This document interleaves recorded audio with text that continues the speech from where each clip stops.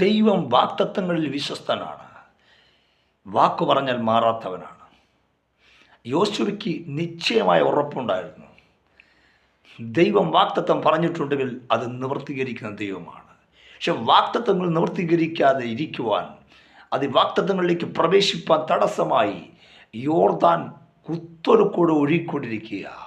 പിന്നെ എങ്ങനെ ജനം മറുകട കടക്കും? വാഗ്ദത്തങ്ങളിലേക്ക് പ്രവേശിക്കണമെങ്കിൽ ഈ യോർദാൻ കടക്കണം. യോശുവ മുട്ടുമേൽ നിന്ന് പ്രാർത്ഥിച്ചപ്പോൾ ദൈവ സന്ദേശങ്ങൾ, വാഗ്ദത്തങ്ങൾ പറഞ്ഞവൻ വിശ്വസ്തനാണ്. പക്ഷെ യഹോവയുടെ നിയമപ്പെട്ടകം ചുമക്കുന്നവൻ എത്ര ഒഴുക്കുള്ള വെള്ളത്തിൽ കാലുവെച്ചാലും അവനെ മുക്കിക്കളയുവാൻ കഴിയത്തില്ല. കാരണം അവനെ കൂടെ ദൈവമുണ്ട്.